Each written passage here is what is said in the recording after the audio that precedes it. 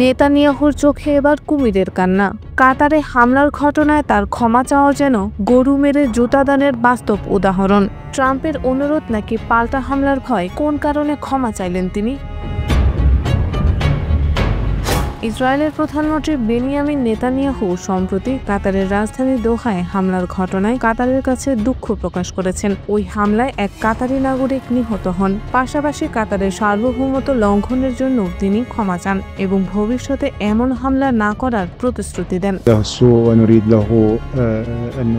9 September দোহায় হামলা চালিয়ে হামাস নেতাদের লক্ষ্যবস্তু বানায় ইসরায়েল। এতে অন্তত 5 জন হামাস সদস্য ও কাতারের একজন নিরাপত্তা কর্মকর্তার মৃত্যু হয়। নিহত কাতারি নাগরিকের নাম বদল আল দোসারি। হামাসের শীর্ষ নেতারা ওই হামলা থেকে বেঁচে যান। এই হামলা বিশ্বজুড়ে তীব্র নিন্দার ঝড় তোলে। গত সোমবার ওয়াশিংটনে ট্রাম্প ও নেতানিয়াহুর এক বৈঠক চলাকালে তারা যৌথ ফোন কলে কাতারের প্রধানমন্ত্রী আল থানিকে ফোন করেন। ওই ফোনালাপে নেতানিয়াহু তার কাছে দুঃখ প্রকাশ করে ক্ষমা প্রার্থনা করেন। হোয়াইট হাউসের এক বিবৃতিতে বলা হয়, হামাসকে লক্ষ্য করে ইসরায়েলের ক্ষেপণাস্ত্র হামলায় ভুলবশত একজন কাতারি নিরাপত্তা কর্মকর্তা প্রাণ হারানোয় নেতানিয়াহু গভীর দুঃখ প্রকাশ করেছেন। পাশাপাশি তিনি কাতারের সার্বভৌমত্ব লঙ্ঘনের বিষয়েও দুঃখ প্রকাশ করেন এবং প্রতিশ্রুতি দেন যে ভবিষ্যতে এমন হামলা আর হবে না। উল্লেখ্য, কাতার হল মধ্যপ্রাচ্যে যুক্তরাষ্ট্রের সবচেয়ে বড় সামরিক ঘাঁটি, আল উদেয়দের স্বাগতিক দেশ এবং হামাস ইসরায়েল সংঘর্ষে একটি গুরুত্বপূর্ণ মধ্যস্থতাকারী। কাতারের পররাষ্ট্র মন্ত্রণালয় জানায়, দোহা শহরের আবাসিক এলাকায় ইসরায়েলি আগ্রাসনের প্রেক্ষিতে যুক্তরাষ্ট্রের উদ্যোগে একটি কূটনৈতিক ফোন আলাপ হয়। এই হামলায় হামাসের মধ্যস্থতাকারী দলের সদস্যদের বাসস্থানও ক্ষতিগ্রস্ত হয়, যা কাতারের সার্বভৌমত্বের সরাসরি লঙ্ঘন।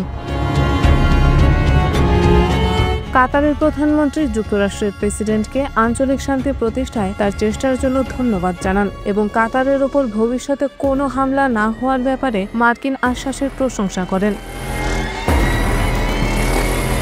নেতানিয়াহু নিজেও পরে এক্সে আল থানিকে উদ্দেশ্য করে লেখেন, প্রধানমন্ত্রী, আমি গভীরভাবে দুঃখিত যে আমাদের হামলায় আপনার এক নাগরিক মারা গেছেন। আমি আপনাকে আশ্বস্ত করতে চাই যে আমাদের লক্ষ্য ছিল হামাস, কাতার নয়, এবং ভবিষ্যতে কাতারের সার্বভৌমত্ব আর লঙ্ঘন করব না। এই প্রতিশ্রুতি আমি প্রেসিডেন্টকেও দিয়েছি। তবে নেতানিয়াহু আরও বলেন, কাতারের প্রতি ইসরায়েলের কিছু অভিযোগ রয়েছে। মুসলিম ব্রাদারহুডকে সমর্থন, আল জাজিরার মাধ্যমে ইসরায়েল বিরোধী প্রচার, এমনকি বিশ্ববিদ্যালয়গুলোতেও ইসরায়েল বিরুদ্ধে মনোভাব ছড়ানোর অভিযোগ।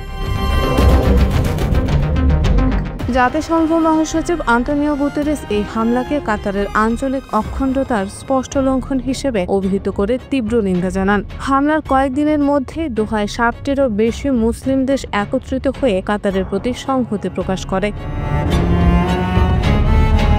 কাতারের হামাদ বিন খলিফা বিশ্ববিদ্যালয়ের অধ্যাপক সুলতান বারাকাত বলেন, নেতানিয়াহুর প্রকাশ্য দুঃখ প্রকাশ খুবই গুরুত্বপূর্ণ। কাতার শুরু থেকেই বলে আসছে, ক্ষমা ও ভবিষ্যতে এমন হামলা না করার প্রতিশ্রুতি ছাড়া তারা আর কোনো মধ্যস্থতা করবে না।